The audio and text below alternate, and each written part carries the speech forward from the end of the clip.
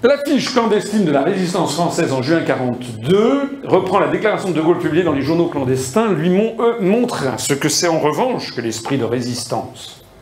Nous voulons que tout ce qui appartient à la nation française revienne en sa possession, que le peuple français soit seul maître chez lui, que toutes nos libertés intérieures nous soient rendues, que tout ce qui porte atteinte aux droits, aux intérêts, à l'honneur de la nation soit châtié et aboli, que l'idéal séculaire de liberté, égalité, fraternité soit mis en pratique, que cette guerre ait pour conséquence une organisation du monde établissant la solidarité et l'aide mutuelle des nations, qu'une fois l'ennemi chassé du territoire, tous les hommes et toutes les femmes de chez nous élisent l'Assemblée nationale qui décidera souverainement des destinées du pays. Le Conseil national de la résistance à la libération était constitué de gens venant de tous les horizons. De gauche à droite, Jacques Debut-Bridel de la Fédération républicaine, Pierre Villon du Front National de 1944, c'était les communistes. Et d'ailleurs, Pierre Villon, qui était un communiste, a été l'une des principales plumes à tenir le programme du Conseil national de la résistance. Robert Chambéron, qui était le secrétaire, Pascal Copeau de Libération Sud, c'était des mouvements de résistance de différentes obédiences.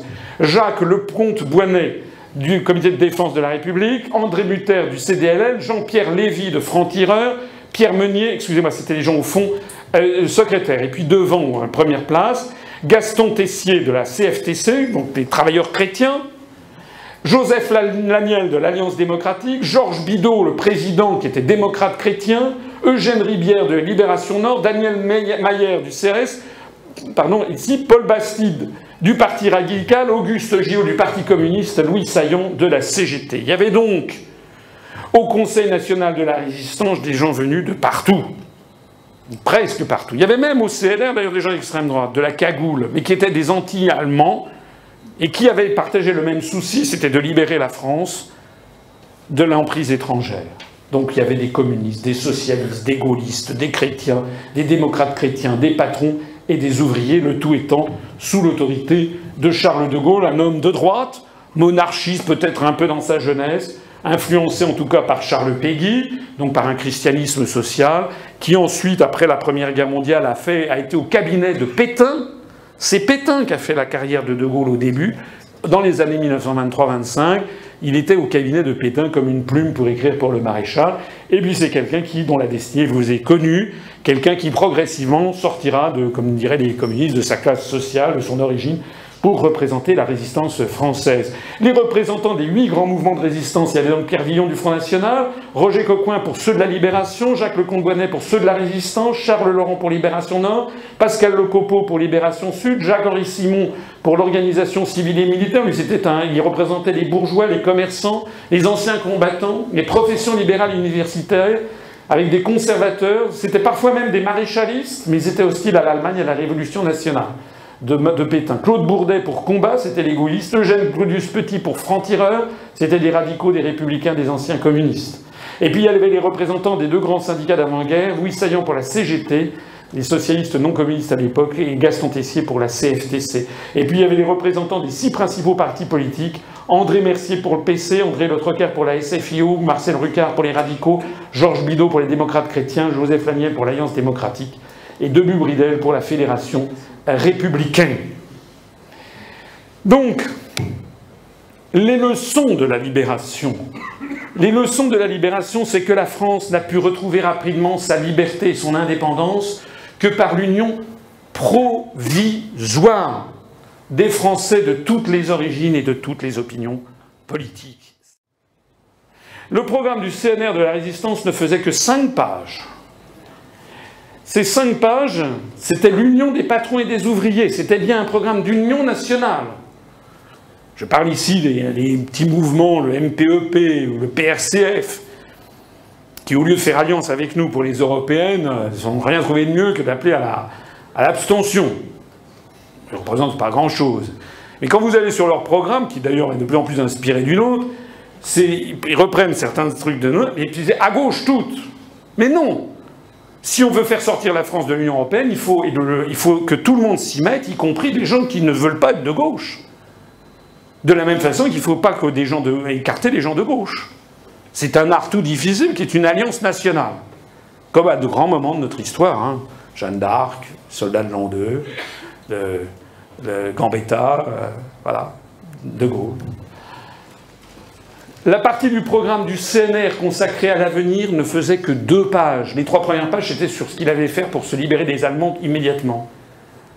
La partie du programme du CNR consacrée à l'avenir ne faisait que 2 pages. Ce sont ces 2 pages qui ont bouleversé l'histoire de France et qui ont fixé notamment le cadre économique et social de la France de l'après-Seconde Guerre mondiale, qui a été, je crois, une des périodes de l'histoire de France, peut-être la période de l'histoire de France où les Français ont été le plus heureux collectivement, parce que ça a été une période d'enrichissement généralisé, d'apparition d'une grande classe moyenne, également les 30 Glorieuses, et puis l'apparition d'une société relativement douce, avec une sécurité sociale, une protection sociale pour tout le monde, des garanties pour le chômage, la promotion sociale, l'élitisme républicain, etc. Tout ça découle du programme du CNR. Les 2 pages du programme du CNR, c'était des mesures appliquées dès la libération du territoire. Les représentants des mouvements, groupements, partis ou tendances politiques proclament qu'ils sont destinés à rester unis après la libération, afin d'établir le gouvernement provisoire de la République pour défendre l'indépendance politique et économique de la nation, rétablir la France dans sa puissance, dans sa grandeur et dans sa mission universelle.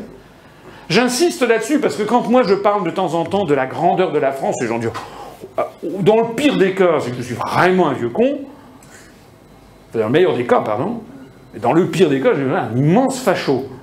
Mais non, c'est à nos aïeux du CNR, majoritairement de gauche, la grandeur et la mission. Oui, parce que la France n'appartient pas qu'aux Français, c'est ce que disait Maurras, c'est faux. La France, c'est un patrimoine universel.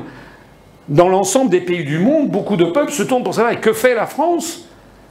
Et actuellement, ce qui manque à la planète, je le dis sans embâche, c'est la position de la France, notamment en matière diplomatique. On le voit sur l'affaire ukrainienne, sur l'affaire libyenne, sur l'affaire syrienne, etc. La France n'est plus la France a disparu. Nous ne jouons plus le rôle de contrepoids que nous devions jouer. Il était également question de veiller au châtiment des traîtres. Il était également de confisquer tous les biens ennemis, y compris les participations acquises depuis l'armistice par les gouvernements de l'Axe et par leurs ressortissants dans les entreprises françaises et coloniales avec constitution de ces participations au patrimoine national inaliénable.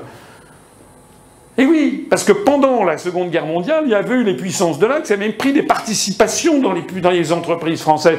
Tout comme nous, prétendument pour nous désendetter, nous avons vendu à des fonds de pension anglo-saxons les autoroutes françaises, où nous sommes en train de vendre par appartement tous nos services publics. Ben, il faut faire ce qu'on a fait en 1944-1945, récupérer tout ceci qui a été volé indûment aux Français. L'objectif est d'assurer l'établissement de la démocratie la plus large, en rendant la parole au peuple français par le rétablissement du suffrage universel. On nous l'a volé. Oui, actuellement, on a une espèce de suffrage universel croupion, mais lorsqu'on vote mal, comme en 2005, on le fait quand même. Et pour s'assurer que le suffrage universel est complètement vidé de sens, on torpille le débat politique, on ne fait passer que les gens que l'on veut faire passer, et ceux qui gênent, on ne leur donne pas accès aux médias. C'était la pleine liberté de pensée, de conscience et d'expression qui était prévue par le programme du CNR, la liberté de la presse, son honneur et son indépendance à l'égard de l'État, des puissances d'argent et des influences étrangères. Ben ça, excusez-moi. Le programme du CNR visait à rétablir la liberté d'association, de réunion et de manifestation. Le droit de manifester est de plus en plus contesté en France, et le droit de réunion aussi d'ailleurs. L'inviolabilité du domicile et le secret de la correspondance. Ben, les révélations de Snowden, le projet Indect, etc. montrent que maintenant nous n'avons plus de secret de la correspondance. Parce que c'était les nazis qui s'étaient rendus spécialistes d'ouvrir les correspondances. Le respect de la personne humaine. Actuellement, venu des États-Unis, on va vers le puçage des êtres humains. Nous sommes le seul mouvement politique, d'ailleurs, dans le programme que j'ai présenté le 3 décembre 2011, à dire qu'on doit proposer aux Nations Unies une espèce d'interdiction universelle, avalisée par un traité mondial, dans le cadre de l'Organisation des Nations Unies, interdisant formellement le puçage des êtres humains. Nous sommes les seuls. Ah, moi, je suis prétendument un homme de droite. venu de la centre-droit. Bon. Mais moi, quand je vois que nous sommes le seul mouvement politique à nous préoccuper des libertés individuelles, à refuser le mandat d'arrêt européen, à refuser le système index, à vouloir proposer l'interdiction du puçage des êtres humains, j'ai l'impression, et le seul par ailleurs à proposer la renationalisation de tous les services publics qui ont été indûment privatisés. Alors si moi je suis de droite, alors quels sont quoi les socialistes? L'égalité absolue de tous les citoyens devant la loi, et enfin, afin de promouvoir les réformes indispensables sur le plan économique, l'instauration d'une véritable démocratie économique et sociale, impliquant l'éviction des grandes féodalités économiques et financières de la direction de l'économie, une organisation rationnelle de l'économie assurant la subordination des intérêts particuliers à l'intérêt général. Est-ce que vous ne croyez pas que c'est d'actualité? La subordination des intérêts particuliers à l'intérêt général? L'éviction des grandes féodalités économiques et financières de la direction de l'économie, l'intensification de la production nationale, alors qu'en ce moment, on perd une usine par jour et 500 emplois industriels par jour, et ça fait des années maintenant que ça dure, grâce à l'article 63 du traité sur le fonctionnement de l'Union européenne, le retour à la nation, ce qu'on appelle une nationalisation, des grands moyens de production monopolisés, fruits du travail commun, des sources d'énergie, des richesses du sous-sol, des compagnies d'assurance. Je renvoie à notre programme, qui est un programme qui est directement inspiré de celui-là, du CNR. Ça va moins loin que le programme commun de la gauche de 1972, qui lui proposait la nationalisation, qui d'ailleurs l'a fait, de toutes les banques, de toutes les grandes entreprises. Nous, on ne va pas jusque-là. Nous, on dit, après, ça sera aux Français de décider, la droite, la gauche, ils feront ce que vous voulez. Mais nous, on veut rétablir le consensus qui était apparu en 1944, en rétablissant notamment la propriété nationale de tous les services publics, c'est-à-dire SNCF, RATP, EDF, GDF, les autoroutes, les réseaux d'adduction d'eau, également Télévision de France, TDF, TF1 et la Poste, et TF1 que nous voulons renationaliser, et puis la Poste, et puis également toute banque bénéficiant de fonds publics.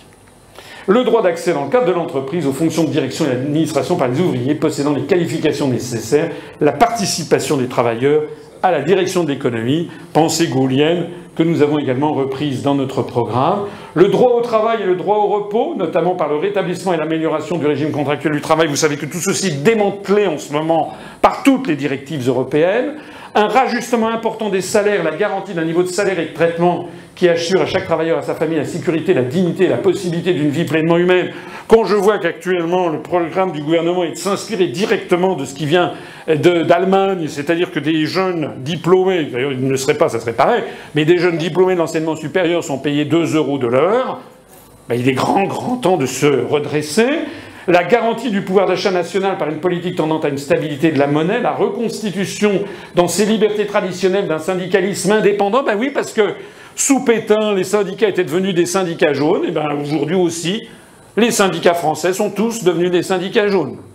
Pas les salariés, mais les directions, les syndicats sont tous maintenant membres de la Confédération européenne des syndicats, du moins les grands, CGT, CFDT, CFTC, CGC et l'UNSA, sont payés par la Confédération européenne des syndicats et également beaucoup par les entreprises.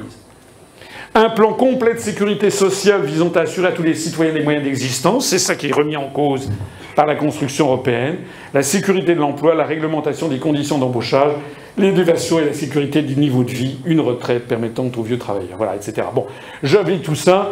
Compte tenu de la composition du Conseil national de la résistance, ce programme a fait l'objet d'un consensus extraordinaire dans la société française. Pendant près d'un demi-siècle, il est rétrospectivement permis d'affirmer que le programme du CNR représente le meilleur consensus historique jamais trouvé pour permettre aux Français de vivre heureux tous ensemble. Que faire? Je terminerai cette conférence comme à l'accoutumée en rappelant à ceux qui ne le sauraient pas que nous avons une possibilité de sortir de tout ceci, que c'est non seulement notre devoir, mais c'est non seulement notre droit, mais c'est notre devoir. Le droit, parce que c'est l'article 50 du traité de l'Union européenne, tout État membre peut décider, conformément à ses règles constitutionnelles, de se retirer de l'Union.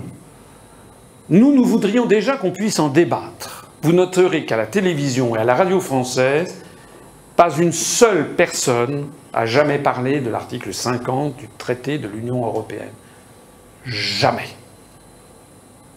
Il n'y a que moi, lorsque je passe à la radio, alors que c'est un article du traité. Et que puisque c'est un article du traité, il y a un droit qui nous est reconnu, pas seulement aux Français, mais à tous les autres peuples. D'ailleurs, tous les peuples de l'Union européenne ont le même droit. En France, on n'a même pas le droit de parler de l'article 50 qui permet la sortie de l'UE.